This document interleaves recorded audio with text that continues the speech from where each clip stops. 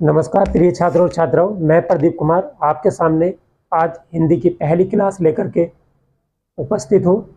देखिए, आज हम पहली क्लास में आपको पढ़ाएंगे वाच्य। वाच्य क्या होता है? वाच्य से रिलेटेड जो भी क्वेश्चन आपके पुस्तक में दिए होंगे वो सभी क्वेश्चन आपको आज की क्लास से सोल्व हो जाएंगे। तो सभी प्यारे बच्चे क्लास को ध्यान से पढ़ें और चैनल को सब्सक्राइब करें, लाइक करें और शेयर करें। हमारा YouTube channel Hindi Pradeep with target.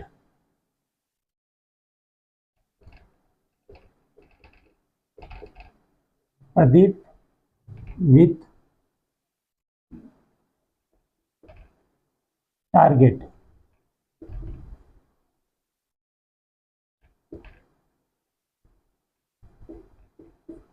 Pradeep with target है। तो सभी प्यारे बच्चों से अनुरोध है, आप ज़्यादा से ज़्यादा चैनल को सब्सक्राइब करें और लाइक करें और शेयर करें। आज हिंदी की पहली क्लास लेकर के आए हैं। पहली क्लास में हम आपको पढ़ाते हैं वाच्य। वाच्य को आपको ध्यान से समझना है और इससे रिलेटेड जितने भी क्वेश्चन आपके बुक में दिए होंगे या आप नेट से भी सर्च कर सकते हैं, सभी क्वेश्चन सोल्व हो जाएंगे। तो प्रिय छात्रों, ध्यान से पढ़ना। आज का टॉपिक होगा वाच्य।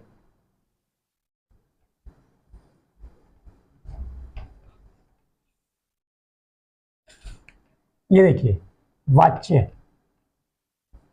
वाच्य का शाब्दिक अर्थ होता है वाणी। वाच्य का शाब्दिक अर्थ होता है वाणी। यहां से क्वेश्चन आ जाता है कि वाच्य का शाब्दिक अर्थ क्या होता है, उसे बोलते हैं वाणी। अब एक क्वेश्चन आता है, वाच्य क्या है? वाच्य है क्रिया का रूपांतरण। क्रिया का रूपांतरण। क्रिया का रूपांतरण। क्वेश्चन आता है वाच्य क्या है, तो वाच्य होता है क्रिया का रूपांतरण। क्रिया का वह रूप जिससे क्रिया का वह रूप क्रिया का वह रूप जिससे कर्ता कर्म व भाव की प्रधानता का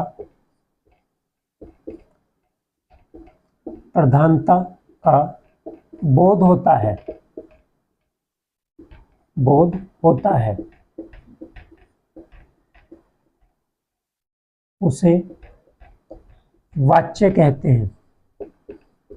वाच्य कहते हैं। वाच्य क्या होता है? क्रिया का वह रूप जिससे कर्ता कर्म व भाव की प्रधानता का बोध होता है। अर्थात क्रिया जो है वो कर्ता की प्रधानता का या कर्म की प्रधानता का या भाव की प्रधानता का बोध कराती है। वाच्य के भेद हैं तीन। वाच्य के भेद हैं तीन। नंबर एक होता है कृतवाच्य। कृतवाच्य। नंबर दो होता है कर्मवाच्य। कर्मवाच्य। नंबर तीन होता है भाववाच्य। भाववाच्य। ये कर्ता की प्रधानता का बोध कराएगा, ये कर्म की प्रधानता का बोध कराएगा और ये भाव की प्रधानता का बोध कराएगा। देखिए, पढ़ते हैं तीनों को। सभी प्यारे बच्चों ध्यान से समझना है, यहां से कोई भी क्वेश्चन आपका नहीं बचेगा। ये देखिए, नंबर एक पर होता है हमारा कृतवाच्य।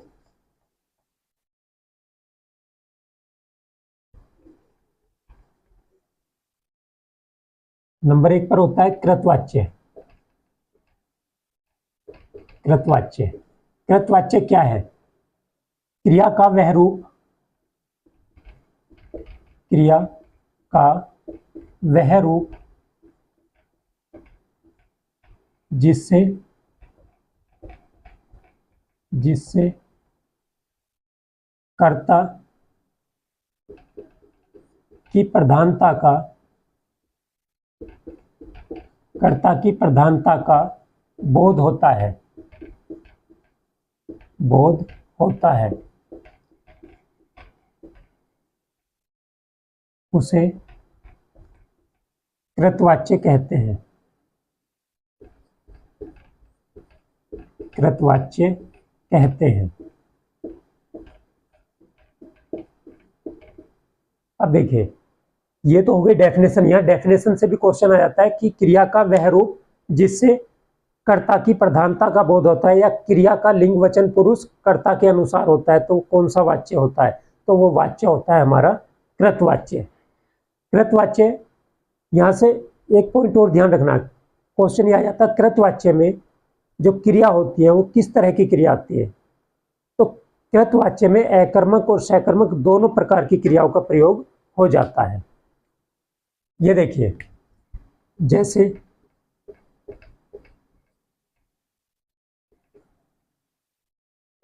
राम ने पत्र पढ़ा, राम ने पत्र पढ़ा।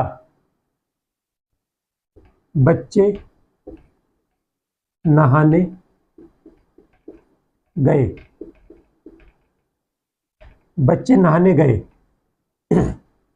मीरा गीत गाती है, गाती है। राहुल दौड़ नहीं सकता, राहुल दौड़ नहीं सकता। देखिए प्यारे बच्चों, ये 4 एग्जाम्पल मैंने आपके सामने रखे हैं। इन 4 एग्जाम्पल से हमारा कृतवाच्य क्लियर हो जाएगा। किसी भी तरह का क्वेश्चन होगा वो इन 4 एग्जाम्पल से क्लियर हो जाएगा। यहाँ देखिए, सबसे पहला फोकस आपको क्या करना है, राम के साथ में ने आता है। ने आता है हमारा कर्ता कारक, कर्ता कारक। तो आप सभी को ध्यान देना है कि यदि कर्ता के साथ में ने का प्रयोग हो रहा है, यदि कर्ता के साथ ने का प्रयोग हो रहा है, तो वो वाक्य हमारा कृतवाच्य का ही होगा। किसी भी वाक्य में कर्ता के साथ में ने का प्रयोग हो रहा है तो वो वाक्य हमारा कृतवाच्य ही होगा। अब यहाँ दूसरे एग्जाम्पल में चलते हैं। बच्चे बहुवचन में है, गए ये भी बहुवचन में है। गए क्या है? क्रिया। ये क्रिया किसके अनुसार लग रही है? बच्चों के अनुसार। बच्चे बहुवचन में तो इसलिए ये गए। अगर बच्चों की जगह हम एक वचन में कर्ता रखें, जैसे कि मोहन नहाने, यहाँ क्या हो जाएगा? गया। यदि कर्ता को बदलेंगे तो क्रिया हमारी बदल जाएगी। तो ये ध्यान रखना कि क्रिया बदल के, यदि कर्ता बदल के यदि हमारी क्रिया बदल रही है, क्रिया का लिंग वचन पुरुष बदल रहा है, तो वो हमारा कृतवाच्य होगा। ऐसे ही मीरा गीत गाती है, यहाँ आ गया गाती है। तो गाती ये स्त्रीवाचक शब्द है, अर्थात ये कर्ता जो है हमारा स्त्रीलिंग में है, जिसके कारण ये क्रिया जो है स्त्रीलिंग में गई है। तो यदि यहाँ मीरा की जगह हमने मोहन लिख दिया, मोहन गीत, यहाँ हो जाएगा गाता है। तो कर्ता बदल के तुरंत हमारी क्रिया बदल जाती है, वो होता है कृतवाच्य। राहुल दौड़ नहीं सकता, राहुल लड़का है, इसलिए यहाँ आ गया सकता। अगर यहाँ आता राधा तो वो होता दौड़ नहीं सकती। तो कर्ता बदल के यहाँ भी हमारी क्रिया बदल रही है, जिसके कारण ये हमारे हो जाते हैं कृतवाच्य के एग्जाम्पल। अब हमने बताया कि कृतवाच्य में अकर्मक, अकर्मक और सकर्मक, अकर्मक और सकर्मक दोनों क्रियाओं का प्रयोग होता है। अकर्मक सकर्मक दोनों क्रियाओं का प्रयोग कैसे होता है? यहाँ देखिए, ये पत्र है, पत्र के बाद आया पढ़ा, तो क्या पढ़ा? पत्र। पत्र हमारा कर्म हो जाता है, कर्म के बाद आने वाली क्रिया ये हमारी सकर्मक हो जाती है, सकर्मक। यहाँ है बच्चे नहाने गए, नहाना, नहाना भी क्रिया है। तो ये नहाने की जो क्रिया है, ये क्रिया हमारी अकर्मक क्रिया होती है, क्योंकि नहाना पानी से होगा या नदी में होगा। तो से या में, से तो हमारा करण, क्या बोलते हैं, करण कारक में चला जाएगा, और में हमारा अधिकरण कारक में चला जाएगा। तो आपको ध्यान रखना है कि ये नहाने की जो क्रिया है, इस नहाने से पहले कभी हमारा को नहीं आ सकता, को नहीं आ सकता, तो ये क्रिया हमारी है अकर्मक, ये अकर्मक क्रिया है। मीरा गीत गाती है, गाती से पहले क्या आ गया? गीत। गीत को गाती है, पत्र को पढ़ती है। यहाँ नहाने को नहीं होता, नहाने के लिए हो जाएगा। गीत गाती है, तो ये गीत हमारा कर्म है, और गीत के बाद आने वाली क्रिया ये हमारी सकर्मक क्रिया, अर्थात कर्म के बाद आने वाली क्रिया सकर्मक क्रिया होगी। ऐसे यहाँ देखिए, राहुल दौड़ नहीं सकता, दौड़ना हमारा अकर्मक क्रिया है, दौड़ना हमारा अकर्मक क्रिया है। तो ये क्रिया होगी हमारी अकर्मक, और इसके बाद ये सक्ता भी हमारी अकर्मक क्रिया में पहुंच जाएगा, अकर्मक। तो कहने का मतलब यह है, देखो जहां हमारा क्रिया से पहले कर्म है तो कर्म के बाद आने वाली क्रिया सकर्मक है, क्रिया से पहले कर्म नहीं है तो ये क्रिया हमारी अकर्मक है। सकर्मक का मतलब था कर्म सहित, अकर्मक का मतलब होता है बिना कर्म के, जिसका कोई कर्म नहीं है। इसके बाद बढ़ते हैं, देखिए ये एग्जाम्पल हो जाते हैं हमारे कृतवाच्य के। अब देखते हैं कर्मवाच्य। कर्मवाच्य कैसा होता है, ध्यान देना बहुत अच्छे से। क्रिया का वह रूप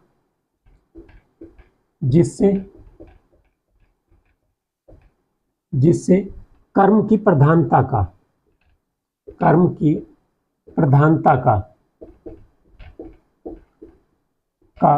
बोध होता है, कर्म की प्रधानता का बोध होता है, उसे कर्मवाच्य कहते हैं, कर्मवाच्य कहते हैं।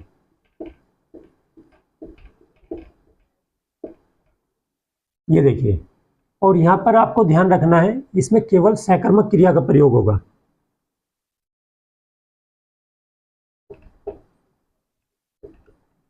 केवल सकर्मक क्रिया का प्रयोग, सकर्मक क्रिया का प्रयोग। अब यहां देखिए एग्जाम्पल इसके किस तरह के होंगे, जैसे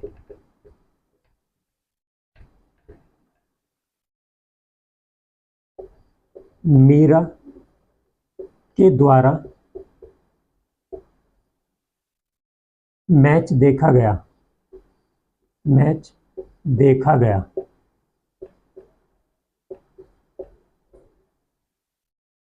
माता जी के द्वारा खाना बनाया गया,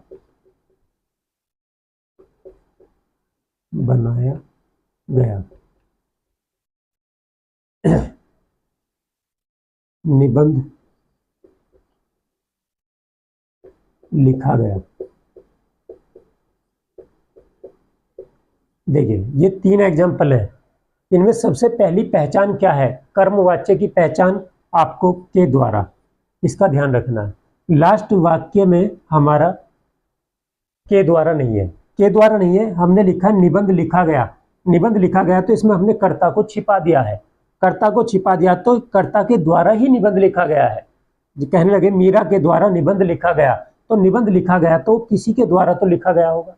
अब यहाँ हम देखते हैं, ये पहचान आपको ध्यान रखनी के द्वारा, और या इस तरह का वाक्य आ जाता है तो उसमें देखना कि निबंध लिखा गया तो किसी के द्वारा तो लिखा गया। यहाँ हमने बताया कि सकर्मक क्रिया, केवल सकर्मक क्रिया का प्रयोग होता है। क्या देखा गया, मैच। क्या बनाया गया, खाना। क्या लिखा गया, निबंध। तो ये जो मैच है, खाना है और निबंध है, ये हमारे कर्म है, और कर्म के बाद आने वाली क्रिया जो होती है ये हमारी सकर्मक क्रिया होंगी, ये सभी सकर्मक क्रिया। अब देखिए वहां पे हम कर्ता को बदल रहे थे तो क्रिया हमारी बदल रही थी, यहाँ पर हम कर्म को बदलेंगे, कर्म का लिंग वचन बदलेंगे तो हमारी क्रिया बदल जाएगी। मैच देखा गया, अगर यहाँ मैच की जगह हम फिल्म लिख दें, फिल्म, तो यहाँ देखी गई हो जाएगा। यहाँ खाना बनाया गया, खाना की जगह हमने रोटी लिख दिया तो रोटी बनाई गई हो जाएगी। यहाँ निबंध लिखा गया, निबंध की जगह हम कहानी लिख दें तो कहानी लिखी गई हो जाएगी। तो यहाँ पर कर्म के अनुसार क्रिया बदलती है, और कृतवाच्य में कर्ता को बदलते हैं तो क्रिया बदलती है। तो ध्यान रखना है, यहाँ कर्म के अनुसार क्रिया बदलती है, कर्म की प्रधानता का बोध कराया जाता है, क्रिया कर्म की प्रधानता का बोध कराती है, इसलिए इसको कर्मवाच्य कहते हैं। अब बढ़ते हैं नंबर 3 पर, जो होता है हमारा भाववाच्य।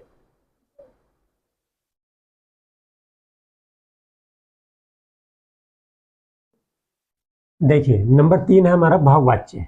भाववाच्य किसे कहते हैं, क्रिया का वह रूप जिससे न तो कर्ता और न ही कर्म बल्कि क्रिया या भाव की प्रधानता का बोध होता है, उसे हम भाववाच्य कहते हैं। क्वेश्चन ये पूछ लेता है जिसमें न तो कर्ता की प्रधानता का और न ही कर्म की प्रधानता का बोध होता है, उसे कौन सा वाच्य कहते हैं। तो सभी प्यारे बच्चों को ध्यान देना, इसमें कर्म की और न कर्ता की प्रधानता का किसी का बोध नहीं होता।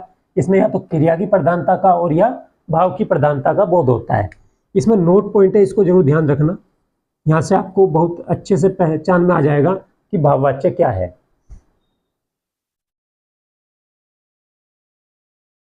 भाववाच्य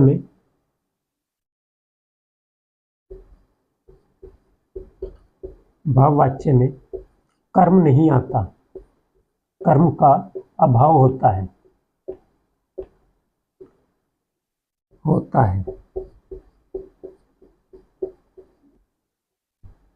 कर्ता के साथ से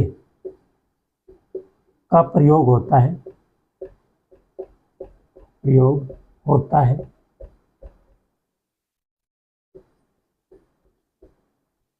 और क्रिया केवल अकर्मक पुल्लिंग व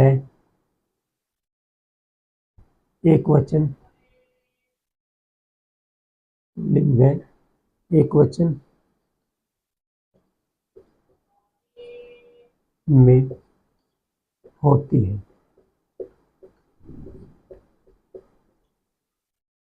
क्रिया केवल अकर्मक पुल्लिंग व एकवचन में होती है। और एक पॉइंट और था इसके अंदर, भाववाच्य में कर्म का अभाव होता है, कर्ता के साथ से का प्रयोग होता है, और क्रिया केवल अकर्मक पुल्लिंग व एकवचन में होती है, और कर्ता कार्य करने में असमर्थ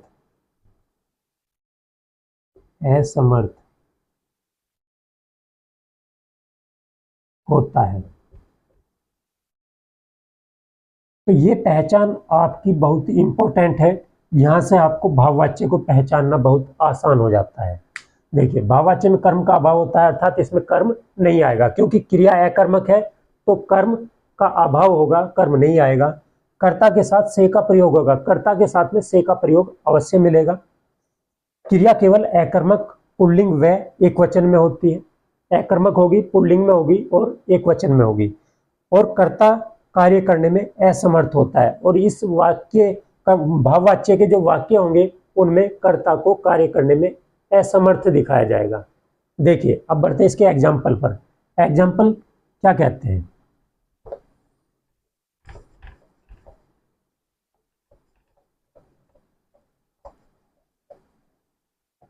ये देखिए, मीरा से चला नहीं जाता,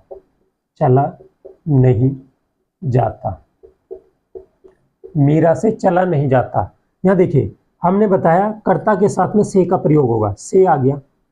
चला अकर्मक क्रिया है, चलना अकर्मक क्रिया है, और ये देखो चला पुल्लिंग शब्द से डिनोट किया जा रहा है, पुल्लिंग शब्द है ये, और एक वचन में, चला एक वचन के लिए आएगा, तो ये क्रिया जो होगी एक वचन में होगी और पुल्लिंग में होगी और अकर्मक होगी। इससे पहले कर्म नहीं आएगा। मीरा से चला नहीं जाता, तो मीरा चलने में असमर्थ है, ये भी ध्यान रखना, मीरा चलने में असमर्थ है। दूसरा देखिए, पिताजी से बैठा नहीं जाता,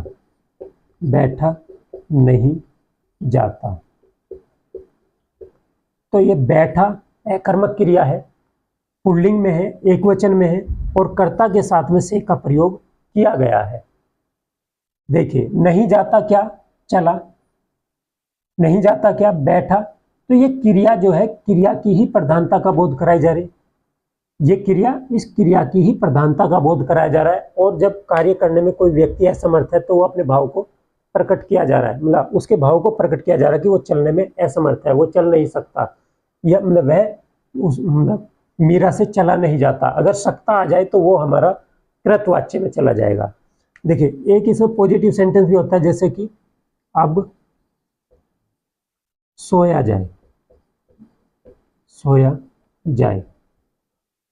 अब ये हमारे खुद के भाव हैं जो हम अपने लिए प्रकट कर रहे हैं, अपने आप से कह रहे हैं कि भाई अब सोया जाए।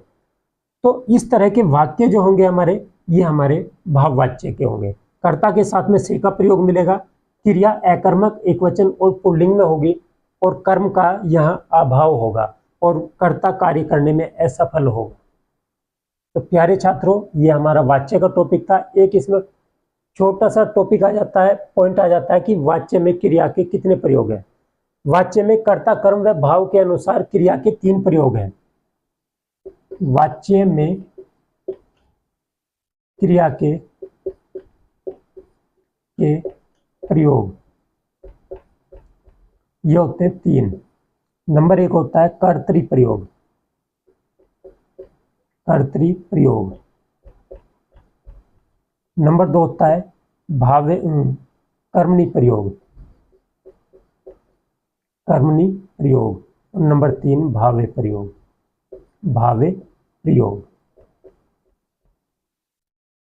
तो कभी कभी क्वेश्चन ये पूछ लेता है कि वाच्य में क्रिया के कितने प्रयोग है, या वाच्य में कर्ता कर्म व भाव के अनुसार कितने प्रयोग है। तो ये प्रयोग होते हैं हमारे 3, कर्तृ प्रयोग, कर्मणी प्रयोग और भावे प्रयोग। इनके जो एग्जाम्पल होते हैं, यही जो एग्जाम्पल हमने इनमें दिए, कृतवाच्य में, कर्मवाच्य में, भाववाच्य में, यही इनके एग्जाम्पल होते हैं। तो प्यारे छात्रों और छात्राओं, हमारी आज की क्लास आपको कैसी लगी कमेंट करके बताना, और चैनल को ज़्यादा से ज़्यादा सब्सक्राइब करना और कराना, और वीडियो को ज़्यादा से ज़्यादा शेयर करना, लाइक करना। आज की क्लास यहीं समाप्त होती है। धन्यवाद।